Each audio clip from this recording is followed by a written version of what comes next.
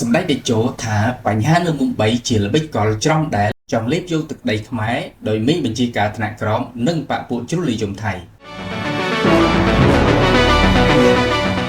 សម្ដេចតេជោហ៊ុនសែននាយឧត្តមសេនីយ៍ផុតលេខផ្កាយមាស5សរសេរលើទំព័រ Facebook ថាការកាត់ឡើងនៅមុំបីចំនួន3ថ្ងៃមុននេះគឺរឿងច្រំដែលនៃល្បិចកលដែលចង់យកទឹកដីកម្ពុជាដោយមានបញ្ជាការថ្នាក់ក្រោមដោយមានការគ្រប់គ្រងពីក្រមជ្រុលនិយមរបស់ថៃផងដែរសម្ដេចអះអាងដូចនេះតាមរយៈទំព័រ Facebook ផ្លូវការនៅម៉ោង 11 យប់ក្បែរនឹងកណ្ដាលអាត្រៀតបន្ទាប់ពីសម្ដេចអះអាងថាពួកជ្រុលនិយមថៃចូលមកជេរប្រមាថសម្ដេចក្នុង Facebook ដែលជាចេតនាចង់បំផ្លាញទំនាក់ទំនងល្អរវាងរដ្ឋាភិបាលនិងប្រជាជននៃប្រទេសទាំងពីរកម្ពុជាថៃនិងចង់ដុតកម្ដៅឲ្យមានការប្រយុទ្ធគ្នារវាងកងទ័ពប្រទេសទាំងពីរសម្ដេចអះអាងថាក៏មានជនជាតិថៃមួយចំនួនចង់ឲ្យកម្ពុជាដកទ័ពចេញពីតំបន់ដែលកងទ័ពកម្ពុជាកំពុងឈរជើងដើម្បីជៀសវាងការបង្វែងប្រវត្តិសាស្ត្រសម្ដេចតេជោបញ្ជាក់លើ3ចំណុចដូចខាងក្រោម1តំបន់មុំបីនេះជាទឹកដីកម្ពុជានិងត្រូវបានកងទ័ពកម្ពុជាឈរជើងតាំងពីមុនកិច្ចព្រមព្រៀងទីក្រុងប៉ារីទៅទៀតមានន័យថាមុន MOU ឆ្នាំ2000ប្រហែល13ឬ14ឆ្នាំ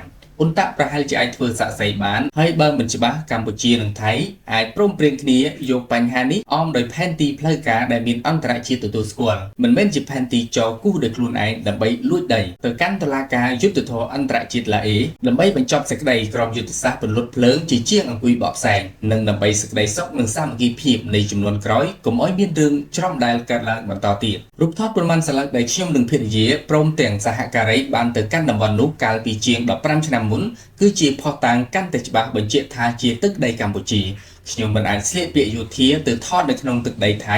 ឬទឹកដីឡាវនៅតំបន់នោះបានទេពិតមែនតែពេលនោះខ្ញុំទទួលកងទ័ពឡាវនៅក្នុងរោងបុននេះត្រូ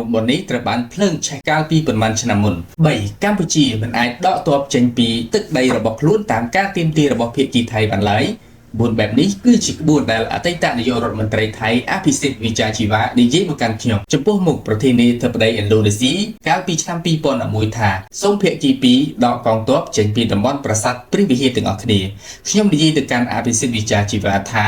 ខ្ញុំមិនអាចដកកងទ័ពចេញពីទឹកដីរបស់ខ្លួនឯងបានពេលទៅវិញឯកឧត្តមត្រូវដកកងទ័ពឈ្លានពានរបស់ឯកឧត្តមចេញដោយគ្មានលក្ខខណ្ឌគួរឲ្យដឹងថាកាលពីព្រឹកថ្ងៃទី28ខែឧសភាកងទ័ពថៃបានលបលួចបាញ់ប្រហារមកលើលានដ្ឋានដែលជាទីកន្លែងឈរជើងរបស់កងទ័ពកម្ពុជាក្នុងភូមិតេជោមរកតឃុំមរកតស្រកជើងខ្សានខេត្តព្រះវិហារបណ្ដាលឲ្យព្រឹទ្ធបាលឯកសួនរ៉ោនបាត់បង់ជីវិតក្នុងសម្លៀកបំពាក់ខោខ្លីគ្មានអាវបន្ទាប់ភាគីថៃលបលួចបាញ់ប្រហារមកលើភាគីកងទ័ពកម្ពុជាភាគីកងទ័ពខ្មែរបានឆ្លើយតបទៅវិញនាំឲ្យប៉ះទង្គិចគ្នារយៈពេលប្រមាណ10នាទីទៅបញ្ចប់ក្រោយមេទ័ពកម្ពុជាថៃចរចាតាមទូរស័ព្ទយ៉ាងណាមិញជំវិញករណីនេះកងទ័ពកម្ពុជាក្រុមការបញ្ជារបស់នាយករដ្ឋមន្ត្រីបានបញ្ជូនកងទ័ពនិងអាវុធធនធ្ងន់ទៅព្រំដែនដើម្បីការពារព្រំដែនពីការឈ្លានពានរបស់ថៃបន្ទាប់មកនៅថ្ងៃទី